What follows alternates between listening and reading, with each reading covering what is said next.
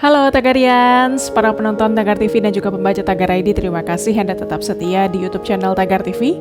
Hari ini saya, Kori Olivia, ingin membacakan ulasan pilihan redaktur Tagar, yaitu membedah isi surat wasiat teroris Lukman Al-Faris dan Zakiyah Aini. Lukman Al-Faris, laki-laki berusia 26 tahun dengan mengendarai motor, membonceng istrinya berinisial YSR melakukan bom bunuh diri di Gereja Katedral Makassar, Sulawesi Selatan pada hari Minggu 28 Maret 2021. 3 hari kemudian, 31 Maret 2021, Zakiyah Aini, perempuan berusia 25 tahun membawa senjata api melakukan teror di markas besar kepolisian Indonesia. Benang merah keduanya terletak pada kemiripan surat wasiat yang mereka buat untuk keluarga. Benang merah ini indikasi tindakan mereka adalah hasil rancangan kelompok teror, bukan kebetulan belaka. Hal itu disampaikan oleh pengamat terorisme Al-Qaidar kepada wartawan pada Jumat 2 April 2021. Dalam surat wasiat, Lukman dan Zakiyah sama-sama menyampaikan permintaan maaf kepada orang tua. Mereka juga berpesan agar orang tua tidak membuat utang di bank, meminta kakak dan adik menjaga orang tua, dan sama-sama punya pemikiran bahwa melakukan aksi teror adalah cara terbaik menjalankan keyakinan. Zakiyah membuat surat wasiat lebih panjang dibandingkan surat wasiat Lukman. Dalam suratnya, Zakiyah juga berpesan kepada orang tua, kakak, adik, kerabat untuk tidak melakukan norma, aktivitas yang umum bagi masyarakat.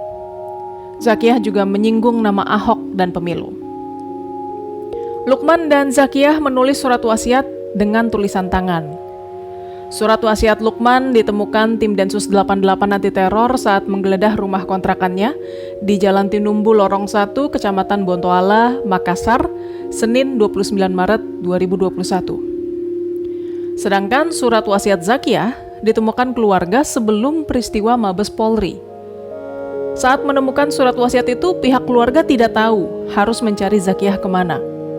Saat ada keinginan melapor ke kantor Polres, peristiwa di Mabes Polri sudah terjadi. Al-Qaidar mengatakan dua peristiwa itu tidak berdiri masing-masing. Surat wasiat yang relatif sama memperlihatkan ada grand design yang dibuat oleh kelompok teroris. Surat wasiat menunjukkan Zakiyah Aini jalan pikirannya berada dalam pengaruh doktrin kelompok teror, anti-demokrasi, terpengaruh politik lokal dengan menyebut nama Ahok, memposisikan diri anti-Ahok. Surat wasiat Lukman menunjukkan Lukman dalam pengaruh doktrin kristofobia.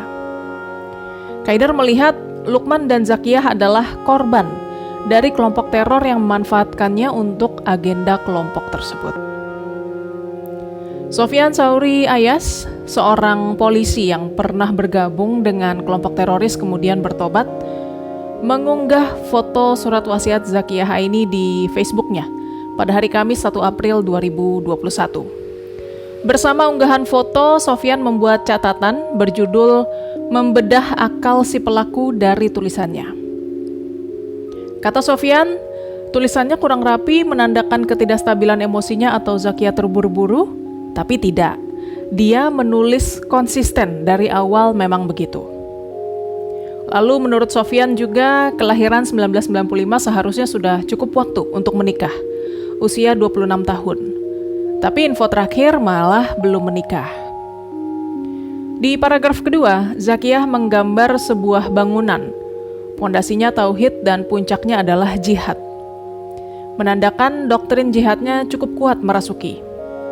Dia bercita-cita memberikan syafaat keluarganya jika syahid di jalan Allah, artinya dia mencintai keluarganya.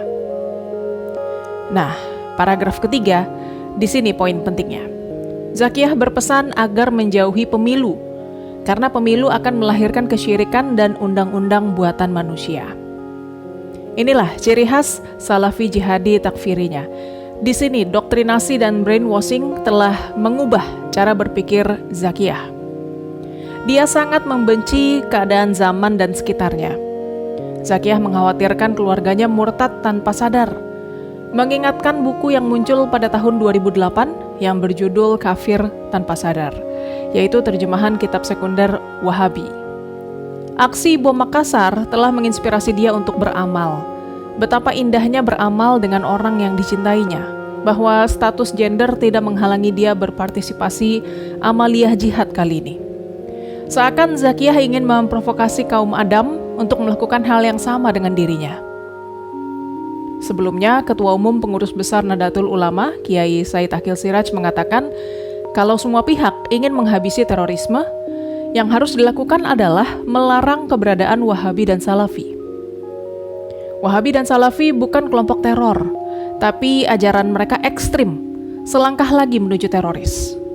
Wahabi dan Salafi adalah pintu masuk terorisme di Indonesia. Tagarians, demikian ulasan pilihan redaktur Tagar hari ini, membedah isi surat wasiat teroris Lukman Alvaris dan Zakiyah Haini. Subscribe YouTube channel Tagar TV dan klik loncengnya juga untuk mengikuti video menarik membahas topik terhangat hanya untuk Anda. Saya Kori Olivia, Tagar TV.